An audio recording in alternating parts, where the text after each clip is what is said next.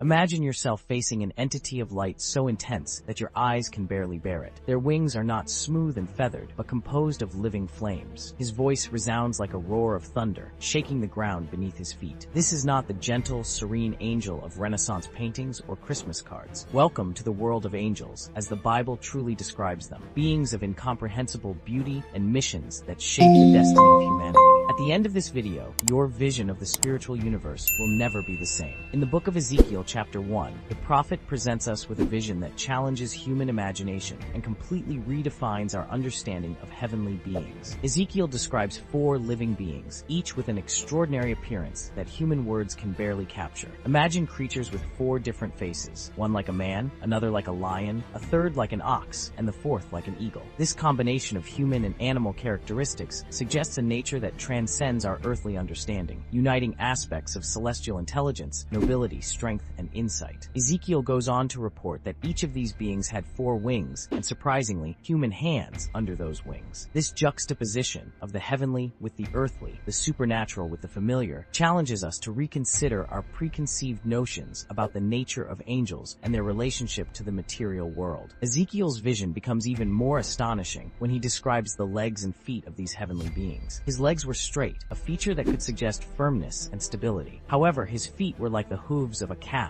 shining with the splendor of polished bronze. This description evokes an image of strength and permanence, combined with an almost metallic and otherworldly beauty. The prophet then surprises us again by mentioning that these beings moved in any direction without turning around. Imagine the scene: 4-faced creatures moving with supernatural fluidity and grace, capable of changing direction instantly without the need to turn or reorient themselves. This ability suggests a nature that transcends the physical limitations we know, painting a picture of beings that operate in a dimension beyond our 3-dimensional understanding. But Ezekiel's vision does not end there. He describes something even more extraordinary. Each of these beings was accompanied by a tall, impressive wheel. These were no ordinary wheels. They were tall and terrible, and most surprisingly, they were full of eyes all around their circumference. The image of wheels covered in eyes is both fascinating and challenging. It suggests an omnipresent consciousness, a capacity for perception that goes far beyond the human senses. These eyes could symbolize God's omniscience reflected in his heavenly creatures, or perhaps they represent these beings' ability to observe and understand realities beyond our limited perception. The movement of these wheels was equally extraordinary. They moved in perfect synchronization with living beings in any direction, without ever deviating. This harmony of movement between beings and wheels suggests a unity of purpose and action that transcends our earthly understanding of coordination and cooperation. Ezekiel's description reaches its climax when he speaks of the sound produced by these heavenly beings. The noise of their wings, he says, was like the roaring of many waters, like the voice of the Almighty, a tumult like that of an army. Try to imagine for a moment the deafening sound of a mighty waterfall, combined with the crash of divine thunder and the clamor of a vast army on the move. This celestial cacophony is not just noise, it is an audible manifestation of the power and majesty of God, expressed through his angelic creatures. It is a sound that inspires awe and reverence, that shakes the foundations of the earth and resonates through the heavenly spheres. This sonic description completes the visual image, creating a total sensory experience that far exceeds our expectations of angelic encounters. No wonder Ezekiel was astonished and prostrated at this vision. She challenges us to expand our understanding of the celestial realm and to recognize that angels, far from being ethereal and delicate creatures, are powerful and majestic manifestations of God's glory and power. As we move from the book of Ezekiel to the book of Isaiah, we find another stunning description of heavenly beings that challenges our conventional conceptions. In chapter 6, Isaiah gives us a glimpse of God's throne and the beings that surround it. The prophet sees the Lord sitting on a high and sublime throne, an image that in itself is impressive. But what really captures our attention are the beings Isaiah describes above the throne, the seraphim. Unlike the 4 living beings described by Ezekiel, Isaiah's seraphim each have 6 wings. This multiplicity of wings suggests an even greater capacity for movement and action in the celestial realm. The use of these wings is particularly intriguing. With 2, they cover their faces. With 2, they cover their feet. And with 2, they fly. This arrangement reveals much about the nature of these beings and their relationship with God. The act of covering the face indicates a deep reverence, a recognition of God's holiness. Even these heavenly beings, in all their glory, cannot look directly into the face of God in its fullness. Isaiah's description of the seraphim continues to surprise us. The prophet reports that these powerful beings cried out to one another in a heavenly antiphon, "Holy, holy, holy is the Lord of hosts. The whole earth is full of his glory." This threefold song of holiness is deeply significant in Hebrew culture, where the threefold repetition of any term was the highest form of emphasis, indicating equality at its highest and absolute degree. Therefore, this statement is not just praise, but a proclamation of God's incomparable and unsurpassable holiness. It is interesting to note that the seraphim do not direct this cry directly to God, but to each other, suggesting a celestial community in constant worship, continually remembering and reaffirming divinity. The second part of his cry, "The whole earth is full of his glory," reminds us that God's majesty is not confined to the heavenly realm, but permeates all creation. This vision offers us a cosmic perspective on worship, where heaven and earth are united in the recognition of divine glory. Isaiah's reaction to this heavenly vision is profoundly revealing and helps us understand the overwhelming impact of an encounter with angelic beings. The prophet exclaims, "Woe is me! I am lost, for I am a man of unclean lips, and I live among a people of unclean lips, and my eyes have seen the King, the Lord of hosts." This is not the reaction of someone who has encountered a gentle, comforting angel, but the cry of a man who finds himself confronted with a reality so holy and transcendent that his very existence seems in danger. Isaiah becomes acutely aware of his impurity and the impurity of his people in the face of the absolute holiness of God and his heavenly creatures. This dramatic contrast between the divine and the human, the pure and the impure, reminds us that angels are not simply enhanced versions of human beings, but creatures of an entirely different order who dwell in the immediate presence of God. Isaiah's response challenges us to reconsider our own stance toward the divine and to recognize the gulf that exists between our fallen nature and the perfect holiness of the heavenly kingdom.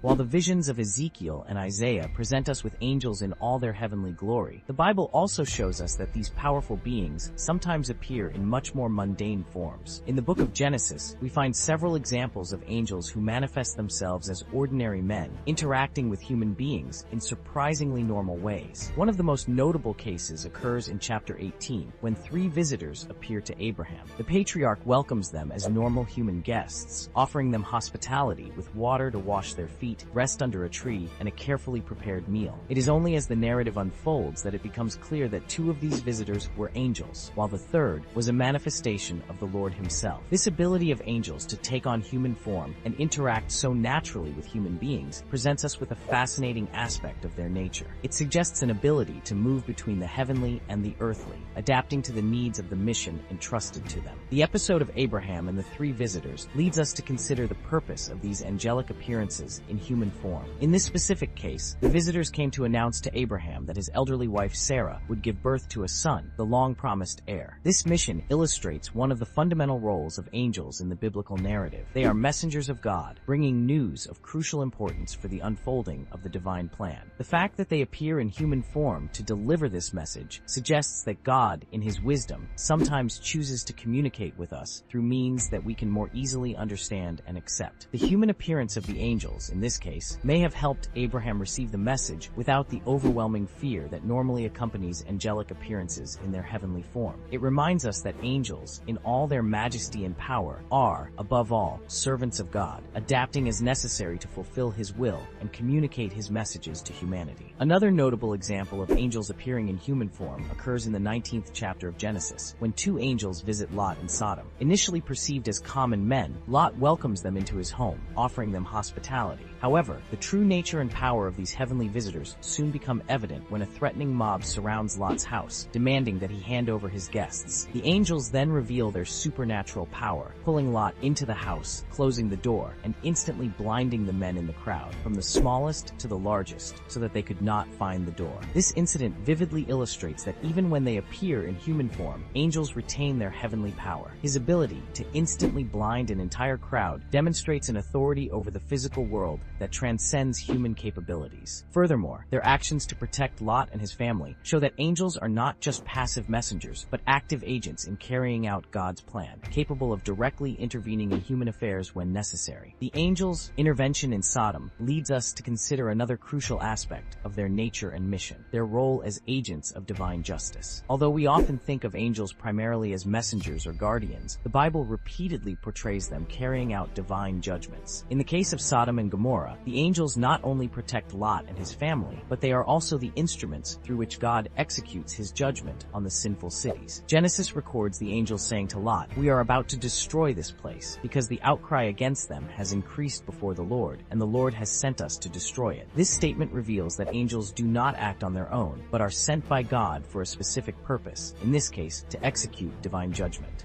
The destruction of Sodom and Gomorrah, with fire and brimstone falling from the sky, is a dramatic testimony to the power of angels as agents of God's will. This episode reminds us that angels, although often portrayed as benevolent and protective beings, can also be instruments of judgment and destruction when divine justice demands it. One of the most impressive examples of angelic power as an agent of divine justice can be found in the book of 2 Kings, chapter 19. This episode takes place during the reign of Hezekiah, king of Judah, when Jerusalem was under threat from the powerful Assyrian army. King Sennacherib of Assyria had sent an arrogant and blasphemous message, defying not only Hezekiah but the God of Israel himself. In response to this threat and Hezekiah's fervent prayer, God promises to defend the city. The way this defense manifests itself is nothing short of spectacular. Verse 35 tells us, "That same night the angel of the Lord went out and smote in the camp of the Assyrians 185,000 of them. And when they arose early in the morning, behold, they were all dead bodies." This succinct description of mass devastation gives us an idea of the incredible power that a single angel can wield. In a single night, without fanfare or visible battle, an angel eliminates 185,000 Assyrian soldiers. It is important to note the efficiency and precision of this action. Only the Assyrian soldiers are affected, leaving the city of Jerusalem and its inhabitants untouched. This incident shows us that angels are not just ethereal spiritual beings, but can interact with and affect the physical world in dramatic and decisive ways. Furthermore, it highlights the ability of angels to discern and execute God's will with impressive precision, striking only the intended targets of divine judgment. The idea of angels involved in war is not limited to occasional interventions in human conflicts. The Bible gives us glimpses of large-scale spiritual warfare occurring beyond our normal perception. One of the central characters in this cosmic conflict is the archangel Michael, mentioned in both the Old and New Testaments. In the book of Daniel, chapter 10, we get a fascinating look at this spiritual warfare. Daniel, after a period of fasting and prayer, receives a visit from an angelic being who says to him, "Do not be afraid, Daniel, because from the first day you set your heart to understand and humble yourself before your God. Your words were heard, and I came because of your words. But the prince of the kingdom of Persia resisted me 21 days. And behold, Michael, one of the first princes, came to help me, and I remained there with the kings of Persia." This passage is revealing in several ways. First, it suggests that there are spiritual forces associated with earthly nations or kingdoms, in this case, the prince of the kingdom of Persia. Second, it shows that there are conflicts and resistances in the spiritual realm that can affect even the delivery of divine messages. The archangel Michael is presented as a being of great power and authority, capable of intervening in spiritual conflicts of high magnitude. The mention of Michael as one of the first princes suggests a hierarchy in the angelic realm, with Michael occupying a leadership position. Michael's importance in the spiritual conflict is further emphasized in the book of Revelation, where John gives us a dramatic vision of a war in heaven. In chapter 12, verses 7 to 9, we read, "There was a battle in heaven. Michael and his angels fought against the dragon, and the dragon and his angels fought, but they did not prevail, and their place in heaven was no longer found.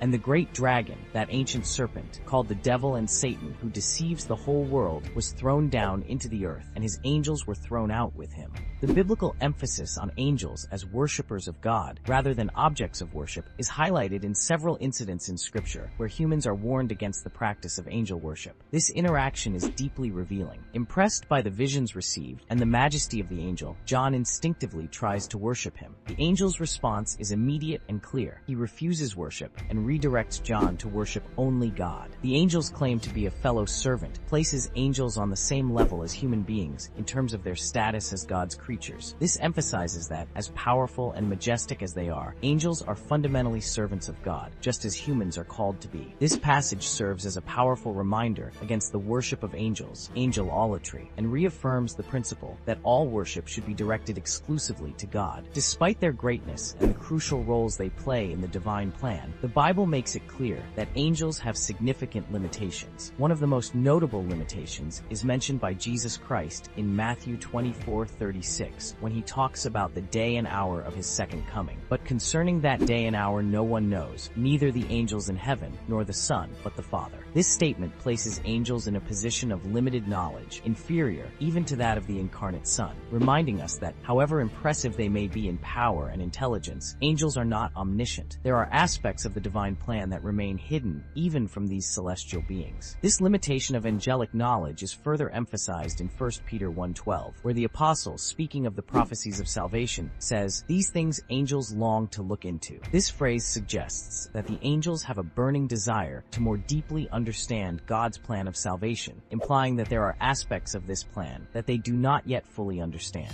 These passages present us with a fascinating view of angels as beings who, although powerful and close to God, are still in a process of learning and discovery regarding divine mysteries. A final and crucial aspect to understanding the nature of angels in the Bible is their hierarchical organization. Although the full details of this hierarchy are not explicitly provided in Scripture, there are clear indications that an orderly structure exists in the angelic realm. Various categories or orders of angels are mentioned throughout the Bible, including cherubim, seraphim, archangels, principalities, powers, thrones, and dominions. Cherubim, for example, are often associated with the presence and glory of God. In Exodus 25:18-22, God orders figures of cherubim to be placed on the Ark of the Covenant, symbolizing his presence among the people. In the book of Ezekiel, the cherubim are described as guardians of the throne of God. Seraphim, mentioned mainly in the book of Isaiah, appear to have a special role in worship and proclamation of God's holiness. His continual declaration of "Holy, holy, holy is the Lord of hosts" serves as a constant reminder of the transcendent majesty of God. Archangels, such as Michael and Gabriel, seem to hold leadership positions among the angels. Paul, in his epistles, mentions principalities and powers in the context of spiritual beings, suggesting different levels of authority in the angelic realm. This hierarchical structure reminds us that the heavenly kingdom is a realm of order and purpose, reflecting the ordered nature of God himself. Although many details of this hierarchy remain a mystery to us, its existence speaks to the complexity and grandeur of the celestial realm, far beyond our simple conceptions of angels as uniform, undifferentiated beings.